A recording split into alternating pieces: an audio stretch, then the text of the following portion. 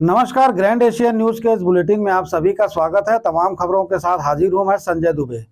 आइए नजर डालते हैं आज की हेडलाइंस पर। दुर्ग निगम एवं राजस्व विभाग की टीम ने संयुक्त कार्रवाई कर कचहरी चौक में हुए अतिक्रमण को हटाया। दोबारा अतिक्रमण करते पाए जाने पर दी सख्त कार्रवाई की चेतावनी। पानी में नशीला पदार्थ मिलाकर मयूर हाइट्स बोरसी निवासी घनश्याम वर्मा ने दुष्कर्म की वारदात को दिया अंजाम। ब्याज में पैसा लेने आरोपी के साथ आई थी पीड़िता।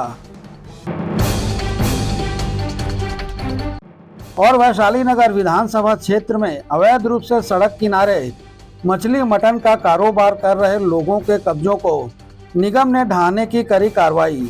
ढहाने से पहले कब्जे हटाने की दी गई थी समझाइश।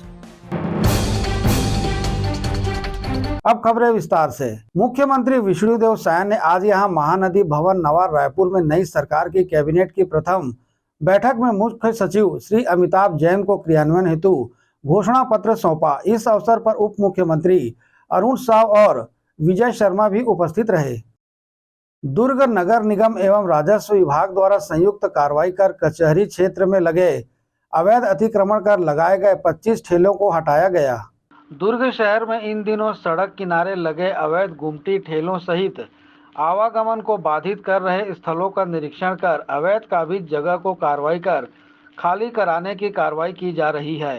इसी कड़ी में दुर्ग निगम और राजस्व विभाग की संयुक्त टीम द्वारा दुर्ग कलेक्टर द्वारा मिले आदेश के बाद दुर्ग निगम आयुक्त के निर्देश पर पटेल चौक से कचहरी चौक एवं तहसील कार्यालय के आसपास सड़क में अवैध कब्जों के खिलाफ अभियान और तेज कर दिया है। इसके चलते ताबड़तोड़ कार्रवाई करते हुए अवैध कब्जा हटाया गया। इस दौरान मौके पर दुर्ग थाना पुलिस बल की मौजूदगी में तोड़ू दस्ता ने सड़क आवागमन बाधित कर ठेलों में सामग्री विक्रय करने वालों पर भी कार्रवाई की और दुकानदारों द्वारा अवैध कब्जा एवं टी शेड को हटाया गया।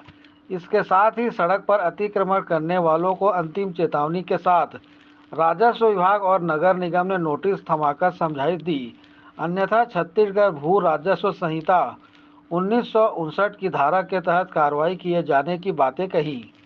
ग्रैंड एशियन न्यूज के लिए दुर्ग से नसीम फारूकी की रिपोर्ट। नगर पालिक निगम भिलाई में खुले में अवैध रूप से मांस विक्रय करने वालों की बैठक लेकर गुरुवार को शाम के 5 बजे तक अंतिम समय दिया गया था कि वह 5 बजे तक अपने अवैध कब्जे हटाकर अवैध मांस विक्रय को बंद कर दें। ऐसा नहीं करने पर निगम ने कार्रवाई करते हुए सुभाष चौक में अवैध रूप से मांस विक्रय एवं सब्जियां बेचने वाले व्यापारियों के कब्जों को पुलिस बल के साथ मिलकर ढहा दिया।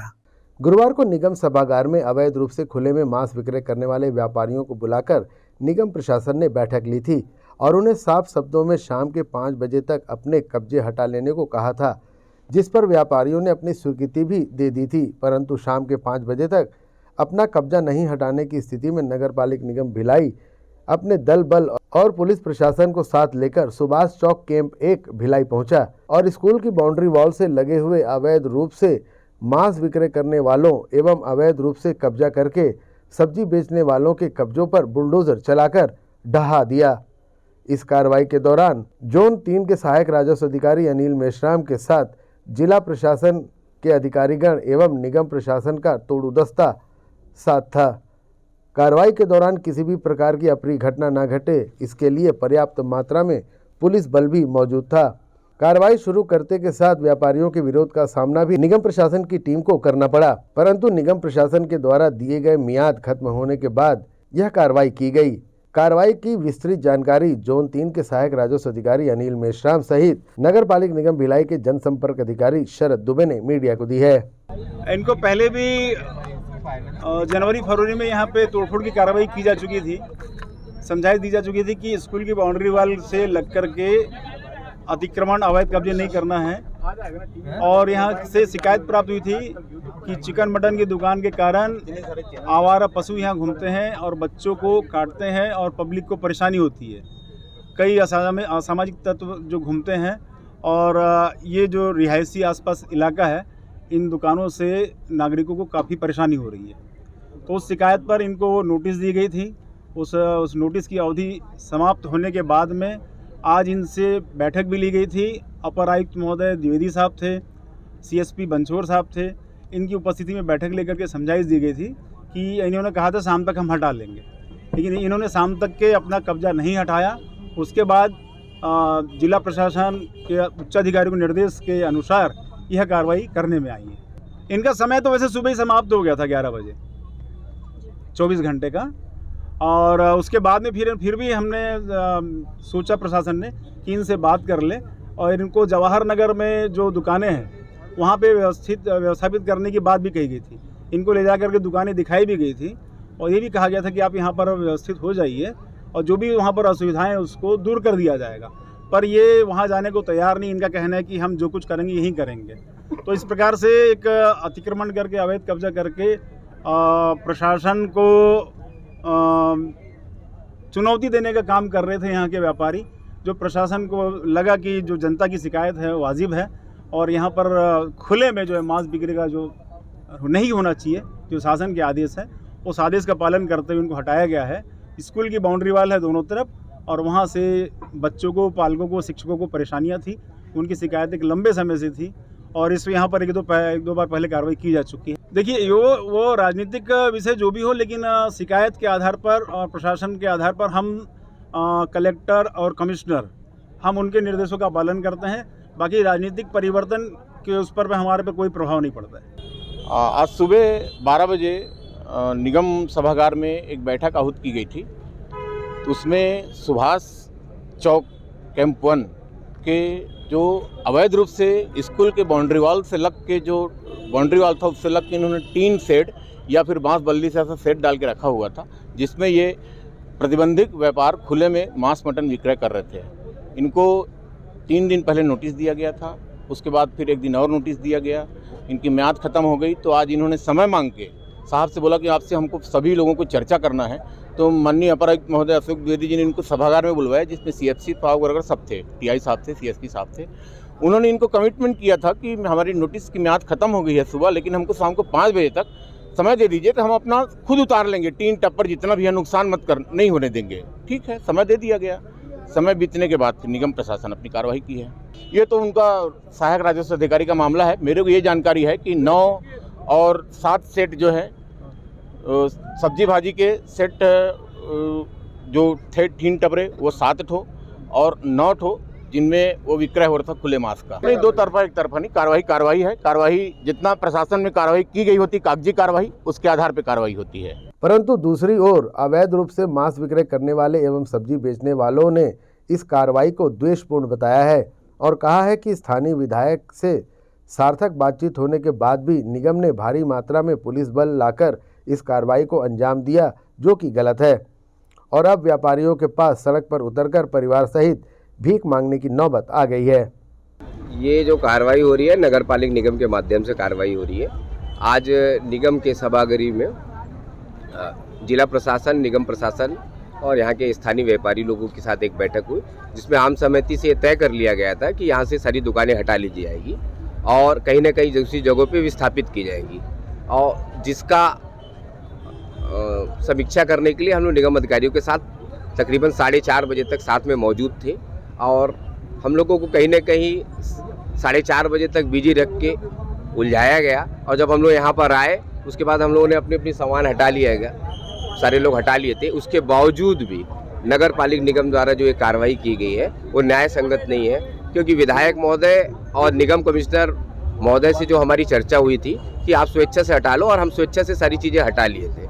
हम लोग को आदरणीय विधायक महोदय से बहुत अच्छा सहयोग मिल रहा था, मगर जिस तरह से नगर निगम ने ये जो कार्रवाई की है, अचानक इतना बड़ा पुलिस विभाग बुला के, तो ये कहीं ना कहीं ऐसा लग रहा है कि तानाशाही कार्रवाई नगर पालिक निगम द्वारा की गई है, जबकि स्थानीय जनप्रतिनिधि द्वारा अच्छा सहयोग मिला और सारी चीज़ें उनके साथ हमने बैठ के तय कर ली थी कि हम स्वेच्छा से अपनी दुकानें हटा लेंगे। उसके बावजूद भी हमने सारी चीज़ें हटा ली थी, मगर तकरीबन शाम 6 बजे अचानक नगर निगम द्वारा पुलिस बल बुला के अचानक कार्रवाई कर रहा है, गलत है और न्याय संगत नहीं। के लिए हमें जिला प्रशासन से पूरी उम्मीद है कि अभी तक जो सहयोग हम लोगों को सदा से मिलते रहा है, तकरीबन 40 सालों से, आगे भी ये सहयोग मिलते रहेगा और जो भी नगर पालिक निगम आदेश देगी उसके हिसाब से हम लोग काम करेंगे।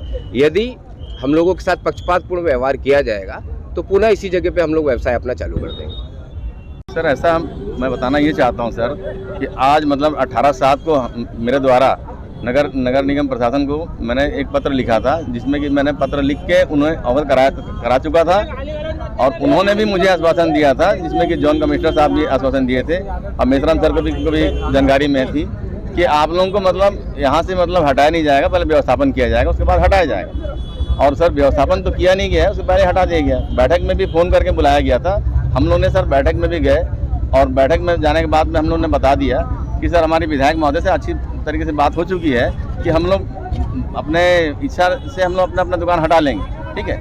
बशर्ते क्या है कि हम लोग समय बहुत कम दिया गया, हमारे पास समय बहुत कम था, 24 घंटे के अंदर हटाने के उनको बोला गया था और ये आश्वासन दिया गया था। आज मतलब करीब 1.5-2 साल से मैं लगातार आवेदन कर रहा था कि भैया हम लोग मतलब फुटपाथ पे बैठते हैं, तो बोला गया था कि आप लोग वेंडिंग जोन बना के यहाँ पे मतलब व्यवस्थापित। जवाहर नगर में बोला जरूर गया मगर वहाँ अवेलेबल नहीं है, वहाँ तो क्या पूरा जर्जर है और जर्जर होने के बावजूद भी वहाँ के लोगों ने बता दिया कि भैया कि वहाँ अवेलेबल नहीं था, क्योंकि वहाँ पे किसी भी वक्त कोई भी घटना घट सकती थी, है ना। और साहब से ये भी हम लोग चर्चा किए थे कि सर अगर आप जवाहर नगर भेजेंगे तो हम लोग मोहल्ले के रहवासी हैं और मोहल्ले के वासियों के कारण हमारा दुकान चलता है, सब्जी दुकान ऐसे चलेगी नहीं उतना दूर जाने से। तो उन्होंने ये बोला था कि ठीक है हम लोग ने यहाँ पर मतलब व्यवस्थापन आप लोग करेंगे, गुमटी जो बनाएंगे वो आप लोगों के पैसे में बनेगी, है ना। और इस बात को लेके मैं कम से कम 25 बार मतलब अवगत कराता रहा और मैं एक किडनी रोग से पीड़ित व्यक्ति हूँ, जो कि मैंने ये भी अवगत कराया उनको कि सर मैं एक बीमार व्यक्ति हूँ। तो बोला गया कि ठीक है आप लोगों के लिए भी हम लोग मतलब कर रहे हैं करके, ठीक है। और हम लोग जब दुकान खाली कर दिए हैं भैया, हम ये चाहते हैं कि जो इन लोग नगर निगम के द्वारा वादा किया गया कि आप लोगों के वार्ड में वेंडिंग जोन बनाया जाएगा, तो वेंडिंग जोन बनना चाहिए, है ना। और बना के हम लोग को पहले व्यवस्थापन होना चाहिए, उसके बाद में हटाया जाए। गौरतलब है कि इसके पूर्व भी कई बार सुभाष चौक के आसपास व्यापार करने वाले व्यापारियों को चेतावनी भरे नोटिस दिए जा चुके थे, जिस पर अमल होता न देख करके निगम भिलाई ने इस कार्रवाई को अंजाम दिया है। ग्रैंड एशियन न्यूज के लिए भिलाई से संतोष शर्मा की रिपोर्ट। यहाँ वक्त है एक छोटे से ब्रेक का, बने रहिए ग्रैंड एशियन न्यूज के साथ।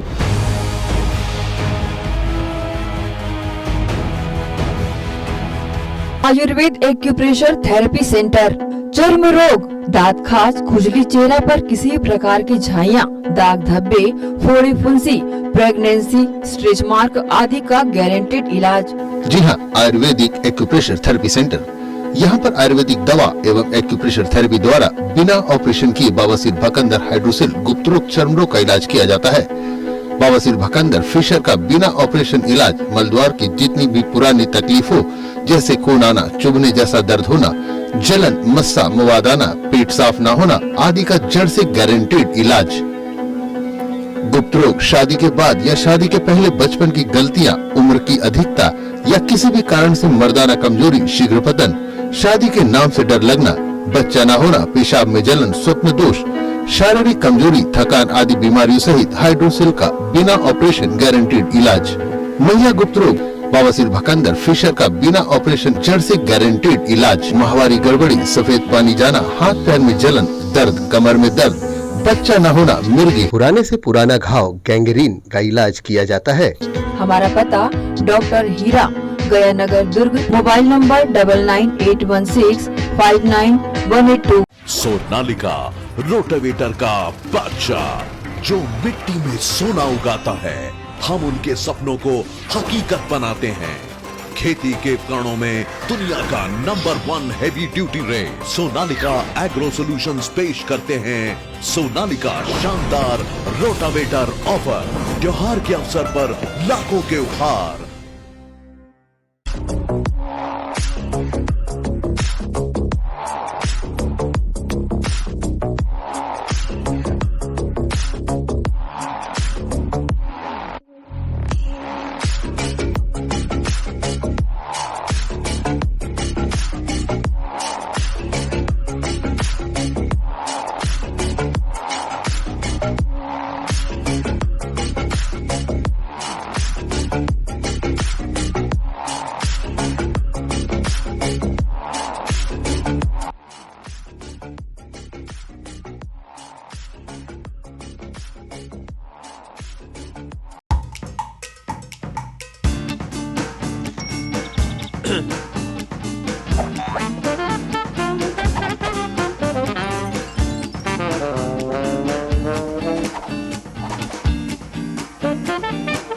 टेंशन ना लो, शिबा लो।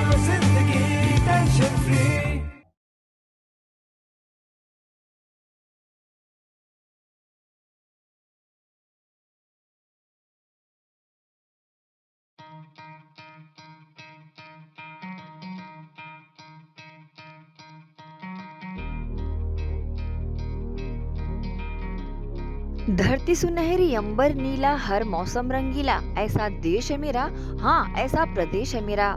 खेतों में लहलहाती इन फसलों को देन है हार्वेस्टर मशीन की। जी हाँ, केस कंबाइन हार्वेस्टर मशीन खेतों में अहम भूमिका निभाते हैं। उच्च क्वालिटी उच्च गुणवत्ता के केस कंबाइन हार्वेस्टर मशीन कमला मोटर्स में उपलब्ध है। देश और विदेश के किसानों की पहली पसंद multi crop case combine machine. किसान खुशहाल तो देश खुशहाल। केस का वादा, खर्चा कम काम ज्यादा। किसान ग्राहकों की मांगों पर खरा उतरने वाले कमला मोटर्स में केस कंबाइन मशीन उपलब्ध है। केस कंबाइन हार्वेस्टर मशीन, हमारा पता कमला मोटर्स, गंजपारा, जी रोड, दुर्ग। मोबाइल नंबर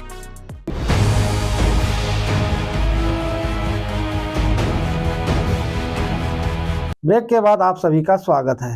लाल बहादुर शास्त्री अस्पताल सुपेला में ऑटो एनालाइजर मशीन का रीजेंट आ जाने से मशीन ने एक बार फिर से काम करना शुरू कर दिया है। इससे मरीजों की विभिन्न जांच की रिपोर्ट तुरंत मिलने लगी है। लाल बहादुर शास्त्री हॉस्पिटल सुपेला में उपलब्ध ऑटो एनालाइजर मशीन का रीजेंट खत्म हो जाने की वजह से यहां आए मरीजों की विभिन्न जांच प्रभावित हो रही थी और जांच रिपोर्ट के लिए मरीजों को इंतजार करना पड़ रहा था। अस्पताल के प्रभारी डॉक्टर स्वामी देव भूपेंद्र द्वारा इस संबंध में सीएचएमओ से शिकायत की गई थी। अस्पताल के प्रभारी डॉक्टर के प्रयासों से शासन से रीजेंट प्राप्त हो गया है। अब मरीजों की विभिन्न जांच रिपोर्ट तुरंत दी जा रही है। समय रहते रिपोर्ट प्राप्त हो जाने से मरीजों का उपचार भी संभव हो पा रहा है।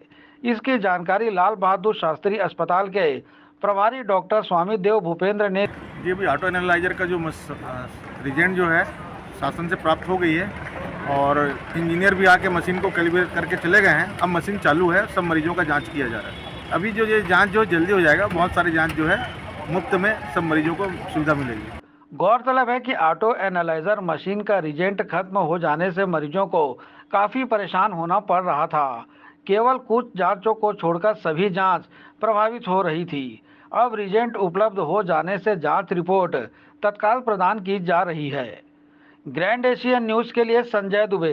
सेफी के पदाधिकारियों ने चेयरमैन नरेंद्र बंछोर के नेतृत्व में इस्पात सचिव एन सिन्हा, संयुक्त सचिव इस्पात अभिजीत नरेंद्र आदि से उद्योग भवन नई दिल्ली में विस्तृत चर्चा की, जिसमें मुख्य तौर पर सेल अधिकारियों को 11 माह के पर्क्स एरियर्स का भुगतान, RINL के अधिकारियों के पिछले वर्षों से लंबित प्रमोशन को शीघ्र चालू करना आदि प्रमुख विषय रहे। सेफी ने 4 अप्रैल 2021 को आयोजित सेफी काउंसिल की बैठक में इस्पात क्षेत्र के सार्वजनिक उपक्रमों के रणनीतिक विलय के लिए संकल्प पारित किया था, जिससे सेफी से संबद्ध इस्पात मंत्रालय के अधीन उपक्रम सेल, RINL, नगरनाल इस्पात संयंत्र, NMDC मेकान आदि का रणनीतिक विलय कर इस्पात मंत्रालय के अंतर्गत एक मेगा स्टील PSU का गठन किया जा सके। सेफी चेयरमैन नरेंद्र बंछोर ने बताया कि इस्पात मंत्रालय को सेफी के रणनीतिक विलय के सुझाव पर विचार करना चाहिए। यदि सेल, RINL व नगरनाल इस्पात संयंत्र तथा FSNL को एक मेगा कंपनी बनाया जाता है तो इस कंपनी के पास उन्नत इस्पात संयंत्र तथा प्रचुर मात्रा में आयरन, अयस्क और निर्यात के लिए स्वयं का पोर्ट उपलब्ध रहेगा, जिससे यह राष्ट्र के लिए अत्यंत ही लाभकारी होगा। इस संबंध में सेफी चेयरमैन नरेंद्र बंछोर ने अपनी प्रतिक्रिया दी। नमस्कार। दिल्ली हम लोग का सेफी का प्रतिनिधिमंडल कुछ लंबित मुद्दों को लेकर और एक सार्वजनिक उपक्रमों में जो हमारे इस्पात के सार्वजनिक उपक्रम उनमें जो समस्याएं हैं उनको लेकर दिल्ली गया था और दिल्ली में इस्पात राज्य मंत्री, इस्पात सचिव, इस्पात मंत्रालय में जॉइंट सेक्रेटरी स्टील और सेल मैनेजमेंट से कुछ मुद्दों पर गहन चर्चा हुई है और उसमें जो इस्पात सचिव से जो मुख्य चर्चा हुई उसमें विषय जो आज आप सब जानते हैं कि विनिवेश को लेकर केंद्र सरकार ने कदम बढ़ाया था और RINL, नगरनाल इस्पात संयंत्र, NMDC का जो है और FSNL, इनका विनिवेश की लिए नीति आयोग ने जो सुझाव दिए उस पर सरकार ने, मंत्रालय ने काम आगे बढ़ा दिया था, तो उसको लेकर हम लोग ने चर्चा की, क्योंकि सेफी ने 4 अप्रैल 2021 को एक रेजोल्यूशन पास किया था, संकल्प पारित किया था कि आज की स्थिति में जो वर्तमान परिवेश है जिसमें इस्पात उद्योग काफ़ी आगे बढ़ रहा है, हम सबको, जितने भी हमारे देश के सार्वजनिक उपक्रम हैं, सेल, RINL, मैकॉन, नगरनार इस्पात संयंत्र, इसका संविलियन करना, इस पर राजनीतिक हमारे एक रणनीतिक विलय की ओर अग्रसर करना ही सबसे अच्छा उद्देश्य हो सकता है। एक मेगा स्टील प्लांट बन सकता है और जो देश की रिक्वायरमेंट है, देश को एक अच्छा इस्पात, सस्ता इस्पात देने के लिए हम लोग प्रयास कर सकते हैं, क्योंकि अगर प्राइवेटाइजेशन होता है इन सबका तो ये भी एक हो सकता है कि स्टील का रेट काफ़ी आगे बढ़ जाए, जो हमारे जनसामान्य से दूर हो जाए, उसको छूना, स्टील को छूना। तो हम लोग चाहते थे कि सरकार एक मेगा स्टील प्रोजेक्ट पर विचार करे कि मेगा स्टील PSU का निर्माण हो, जिसके कारण आने वाले समय में जितने भी PSU हैं उनको मिलाकर एक मेगा PSU बनाया जाए और सब एक दूसरे के पूरक भी हैं। यह भी इस्पात सचिव को बताया गया है कि देखिए, RINL जब चालू किया गया आज से करीब 35 साल पहले, 40 साल पहले, तो उस समय बहुत अच्छा परफॉर्मेंस RINL का रहा, लेकिन जैसे जैसे आयरन ओर का रेट बढ़ा, क्योंकि RINL के पास आयरन ओर के माइंस नहीं है। RINL विशाखापट्टनम स्टील प्लांट बहुत अच्छा स्टील प्लांट है, उसका जो भी लेआउट है, जो ज़मीन मिली है, उसको जितना प्लांट की बसावट हुई है उसमें और एक्सपांशन भी किया जा सकता है। तो आज वो 7.3 मिलियन टन का प्लांट है, उसके पास एक ही परेशानी है कि उसके पास आज आयरन ओर नहीं है और आयरन ओर खरीदने के कारण वो प्रॉफिट से थोड़ा दूर हो जाता है। तो एक प्रश्न सबके सामने था, तो वो उसके लिए हम लोग को विचार करना चाहिए कि मनस्पत विनिवेश करके उसका फ़ायदा नहीं हो सकता। और आज 7.53 की जगह उसको 4 MT में चलाया जा रहा है। मतलब संसाधन है वहाँ, मानव संसाधन भी है, मतलब ह्यूमन मैन पावर भी काफ़ी है, और लेकिन रॉ मटेरियल की कमी के कारण उस प्लांट को कम में चलाना भी राष्ट्र के लिए एक नुकसानदायक है, क्योंकि यह राष्ट्र की संपत्ति है और उसका पूरा कर्मचारी अधिकारियों के हितों की रक्षा भी होगी।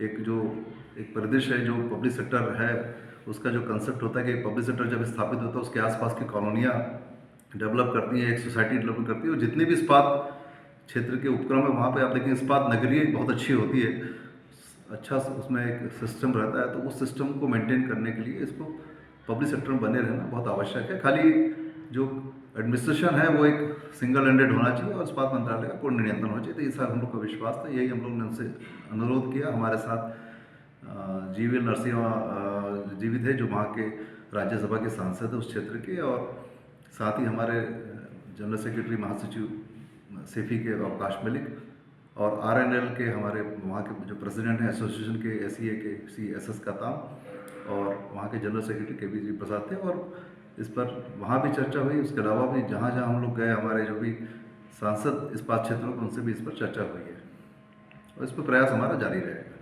हम RINL का और नगरनार इस्पात संयंत्र को हम बेचते हैं या FSNL को हम विनिवेश करते हैं, तो उसके बदले आप सेल को दूसरा एक टारगेट दिया गया है कि सेल अपना एक्सपांशन करे, सेल अपनी कैपेसिटी बढ़ाए। जो हमारी वर्तमान में कैपेसिटी है उसको बढ़ाकर 35 मिलियन टन इस्पात उत्पादन का लक्ष्य दिया गया है और 1,10,000 करोड़ रुपये हमको इसमें खर्च करना है। तो इसमें से कुछ पैसा हम RINL और नगरनार को मर्ज करके उसमें लगा सकते हैं। सरकार अगर इसमें हम लोग को अनुमति दे तो इसका जो उत्पादन है वो सेल के साथ जुड़ने से डेफिनेटली बढ़ेगा। सरकार उत्पादन लक्ष्य बहुत ही जल्द हासिल होगा और दोनों प्लांट जो आज परफॉर्म नहीं कर रही है बहुत अच्छा परफॉर्म करेंगे, तो ये एक अच्छा समाधान है। और इसके लिए हम लोग ने इस्पात सचिव को अपना ज्ञापन दिया, प्रधानमंत्री कार्यालय में भी दिया है ज्ञापन, और उम्मीद करते हैं कि सरकार इस पर शीघ्र को अच्छा निर्णय लेगी जो सबके पक्ष में होगा, राष्ट्र धर्म के पक्ष में होगा। सेफी पदाधिकारियों ने इस्पात सचिव NN सिन्हा, संयुक्त सचिव इस्पात अभिजीत नरेंद्र से चर्चा की। इस्पात सचिव के सभागार में इस्पात सचिव NN सिन्हा से इस्पात अधिकारियों के लंबित मुद्दों पर चर्चा के दौरान राज्यसभा सांसद GVL नरसिम्हा राव, सेफी चेयरमैन नरेंद्र कुमार बंचोर, सेफी महासचिव अवकाश मलिक, अध्यक्ष SEA SS कताम एवं सेफी सह सचिव KVD प्रसाद उपस्थित थे। ग्रैंड एशियन न्यूज के लिए संजय दुबे।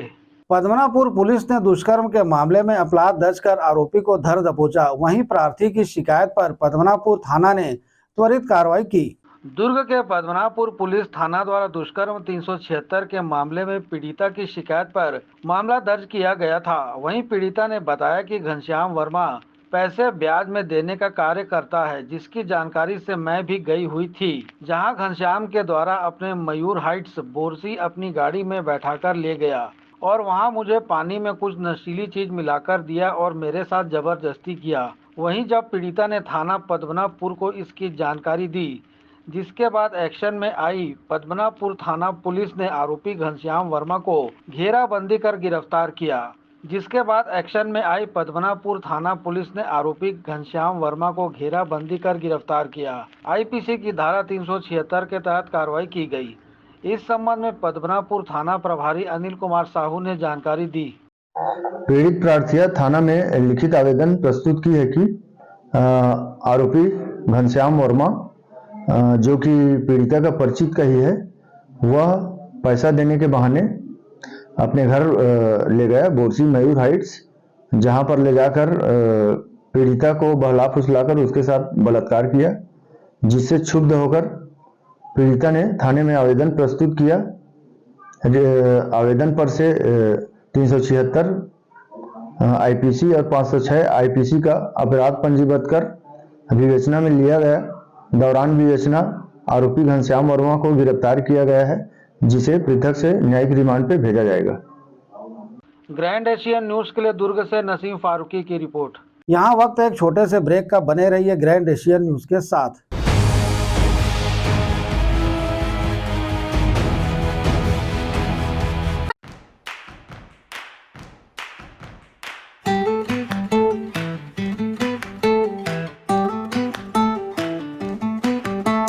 नन्हे नन्हे प्यारी जान, पढ़ेंगे लिखेंगे तभी तो बनेंगे भारत की पहचान।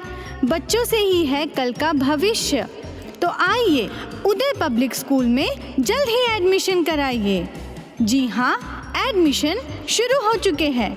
नर्सरी से कक्षा 8वीं तक आपके निकट उदय कॉलेज कैंपस नियर एसीसी बोगदा पुल नंदनी रोड जामुल भिलाई में स्थित 2019 से गुणवत्ता भर शिक्षा प्रदान करने वाला आपके क्षेत्र में पहली बार, जिसका नाम है उदय पब्लिक स्कूल। जी हाँ, सभी कक्षाओं के लिए निःशुल्क प्रवेश। स्कूल नर्सरी से कक्षा 8वीं तक के लिए इस वर्ष प्ले ग्रुप की भी शुरुआत की जा रही है। सरकार द्वारा 25% छात्रों के लिए मुफ्त शिक्षा प्रदान की जाएगी। प्रवेश के लिए जल्दी करें। बस वैन की सुविधाएं भी उपलब्ध है। पुस्तकालय सुविधाएं है, सीसीटीवी कैमरा, संगीत कक्ष, खेल और सांस्कृतिक गतिविधियां, मल्टीपर्पस हॉल। महत्वपूर्ण दिन और त्योहारों को भी यहाँ मनाया जाता है। कंप्यूटर लैब और स्मार्ट क्लास शिक्षण सुविधाएं भी उपलब्ध की जाती है। अग्नि सुरक्षा के लिए भी सुविधाएं उपलब्ध है।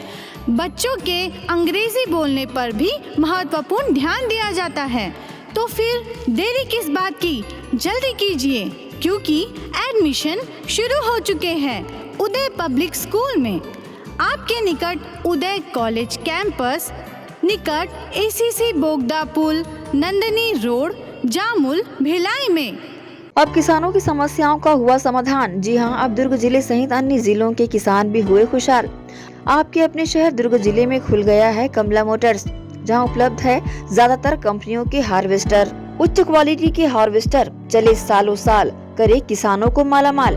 पानेसर, सोनालिका, एस और केस ग्रुप के सबसे शक्तिशाली हार्वेस्टर। इनमें कई विशेषताएं हैं, जैसे ऑटो क्लीनर, रेडिएटर, 5 स्पीड वाला gear box, power coating reel time, अत्यधिक टिकाऊ फिंगर्स, स्टेनलेस स्टील कटर बार, नई मजबूत बॉडी और नए ग्राफिक्स। कमला मोटर्स की विशेषताएं: कुशल एवं जानकार इंजीनियर्स द्वारा हार्वेस्टर्स की जानकारी उपलब्ध कराना, सबसे बेहतर सर्विस सहित किसानों को उचित सलाह देकर किसानों को हार्वेस्टर के जरिए अत्यधिक लाभ दिलाना, साथ ही कुशल कारीगरों द्वारा हार्वेस्टर्स की सर्विसिंग और इन सब से ऊपर एक व्यवहार कुशल प्रबंधन और स्टाफ। कमला मोटर्स ग्राहकों के विश्वास पर खरा। हमारा पता Kamala motor, GE road, Ganjpara, Durg. Contact number 9039879080।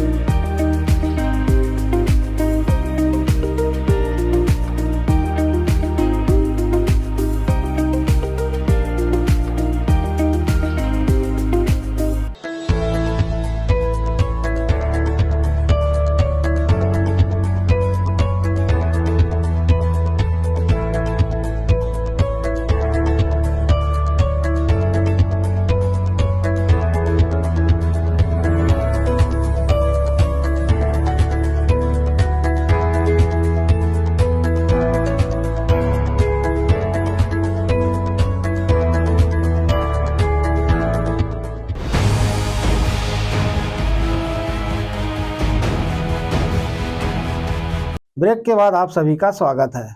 नगर पालिक निगम भिलाई के अधिकारियों एवं इंजीनियरों को डर सताने लगा है कि विकास कार्यों सहित अन्य पुरानी फाइलों की जांच शुरू न हो जाए। सरकार बदलने के बाद कार्रवाई की पूरी संभावना दिख रही है। इसे लेकर निगम परिसर में चर्चाओं का बाजार गर्म है। वैशाली नगर विधानसभा क्षेत्र के विधायक रिकेश सेन नगर निगम के विभिन्न विभागों का दौरा कर रहे हैं। इससे अधिकारियों में हड़कंप की स्थिति है। विधायक बनने के पूर्व रिकेश सेन 25 वर्षों से भिलाई नगर निगम के पार्षद रहे हैं। उन्हें हर कार्यों की बखूबी जानकारी है, इसलिए अधिकारियों को अंदर ही अंदर भय सताने लगा है।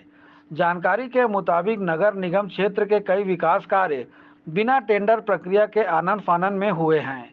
15वें वित्त आयोग के विकास कार्यों सहित निगम मद से होने वाले विकास कार्य तथा मुख्यमंत्री द्वारा की गई घोषणाओं के निर्माण कार्य में जहां गुणवत्ताहीन होने की बातें सामने आई हैं, वहीं फाइलों में भी भारी अनियमितता होने की आशंका है। ठेकेदारों की माने तो लंबे समय से वे टेंडर प्रक्रिया में भाग लेना ही छोड़ दिए थे। इसके पीछे कारण बताया जा रहा है कि परसेंटेज इतना बढ़ गया था कि ऐसे में काम करना संभव नहीं था। वैशाली नगर के नवनिर्वाचित विधायक रिकेश सेन ने विकास कार्यों में तेजी लाने सहित कार्यशैली में परिवर्तन लाने के निर्देश दिए हैं। ग्रैंड एशियन न्यूज के लिए संजय दुबे।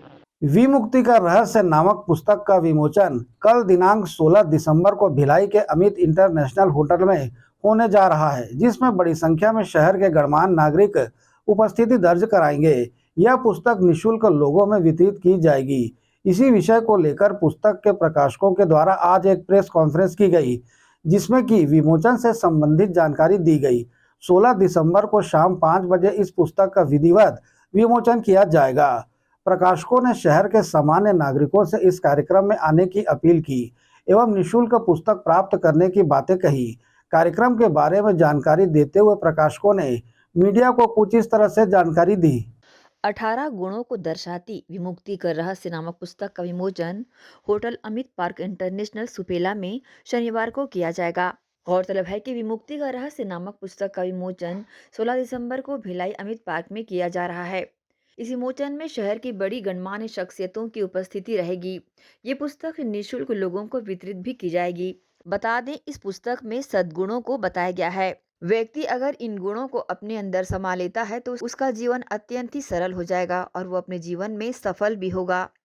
पत्रकार वार्ता के दौरान पुस्तक विमोचन को लेकर इस तरह की जानकारी दी गई है।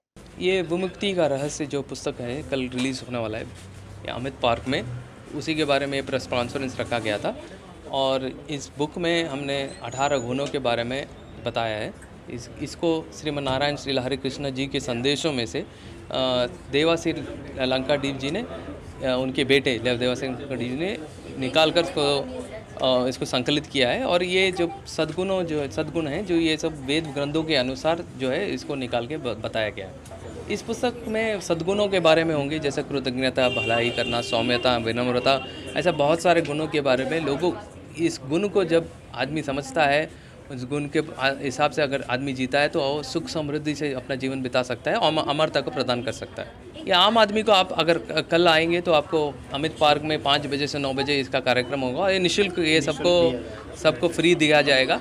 आप अगर आएंगे इस समय में आएंगे तो आप उस कार्यक्रम के बारे में जान सकेंगे और एक ही भगवान एक ही देश जो हमारा मुख्य जो संदेश है उसके बारे में जान सकेंगे। ग्रैंड एशियन न्यूज़ के लिए शाहीन खान की रिपोर्ट। बुंदेलखंड उत्तर प्रदेश के महान सूफी हजरत बाबा हकीम निजामी रहमतुल्लाह अलैह कमरिया शरीफ मौदहा के 61वें उर्स मुबारक मौके पर उनके चाहने वालों में शामिल महिलाओं के द्वारा दिन शुक्रवार को आम लंगर आयोजित किया गया, जिसमें बाबा के चाहने वालों और अकीदतमंदों ने भारी संख्या में शिरकत फरमाई। जुमा का दिन होने की वजह से जुमा की नमाज के बाद बाबा के चाहने वालों की भीड़ आम लंगर में उमड़ पड़ी। आयोजकों के द्वारा सभी के लिए भरपूर इंतजाम किया गया था, साथ ही महिलाओं के लिए अलग से विशेष व्यवस्था बनाई गई थी। आयोजकों ने इसकी जानकारी देते हुए बताया कि बाबा के उर्स में देश विदेश से लोग आते हैं और उनके फैजान से माला माल हो जाते हैं। इसी सिलसिले को जारी रखते हुए लगातार 15वें वर्ष भी बाबा के मुरीदों और चाहने वाली महिलाओं ने आम लंगर का एहतमाम किया। इस प्रोग्राम में शामिल होकर ट्विन सिटी के लोग फैज़याब हुए। जो मौदहा के आगे रहते थे, ये उन्हीं के नाम का लंगर है। हम लोगों ने इस लंगर को 2009 से स्टार्ट किया था, मेरे छोटे भाई ने, इमरान सिद्दीकी ने, और वो 2 ही साल कर पाया था और उसकी डेथ हो गई। 2013 में वो ख़त्म हो गया, तो इसलिए आज हम लोग को ये 15 साल कंप्लीट हो गए हैं इस लंगर के। बहुत अच्छा, सब लोग ही सपोर्ट करते हैं इस लंगर के लिए। जहाँ जहाँ तक खबर जाती है सब लोग सपोर्ट करते हैं और सब लोग इस लंगर में शामिल होते हैं। इसका मकसद यही है कि हम लोग यहाँ भिलाई छत्तीसगढ़ में फरीदनगर में, ये हमारे बाबा निजामी कमरिया वाले की दुआ है कि हम सब उन्हीं की दुआ से यहाँ पर रहें और उन्हीं के नाम का यहाँ लंगर करते हैं। आते तो मतलब इसकी कोई गिनती नहीं है, लेकिन फिर भी 1000 के आसपास लोग तो आ ही जाते हैं। ज़्यादा वो मतलब पहुँचे हुए वाली थे, जो अपनी ज़बान से कह देते थे वो पूरा हो जाता था। और आज उन्हीं की दुआओं से हम लोग यहाँ तक पहुँचे हैं, उन्हीं के भेजे हुए हैं। यहाँ तक रायपुर और भिलाई में जितने भी मौदहा के लोग हैं सब उन्हीं के भेजे हुए हैं, उन्हीं की वजह से हम लोग कामयाब हैं। वो हम लोग पूरे 12 गांव के लोग हमारे उनकी बहुत ज़्यादा इज्जत करते हैं और बहुत ज़्यादा उनका बहुत बड़ा मर्तबा है उनका। हमारे यहाँ की जिंदा वाली और हमारे यहाँ की बहुत मतलब जिंदा वाली है वो। जी हम तो वहीं के, हमारे मतलब पास में ही होता है, मतलब हम तो बचपन से देखे और आज भी देख रहे हैं, इंशाल्लाह सब कुछ कर भी रहे हैं। बाबा निजामी बहुत पहुँचे हुए, बहुत सच्चे वली थे, बहुत अच्छे, बहुत नेक जिंदा वली थे। जहाँ पे इशारा कर दो वहीं पे हो जाता था उनका इशारा, बहुत ज़्यादा मतलब वो था। ठीक है, अभी नहीं बोल सकते, उसके आगे नहीं बोल सकते। जी इन लोग तो कर ही रहे, मतलब सब मिलके ही करते हैं, सब बहुत अच्छा लंगर होता है। उसकी वजह से इन लोग तो हमेशा ही करते हैं, हम लोग भी शामिल हो जाते हैं इनके साथ में। बस वही है हमारा। अभी की खबरों में फिलहाल इतना ही। बने रहिए ग्रैंड एशियन न्यूज़ के साथ। नमस्कार।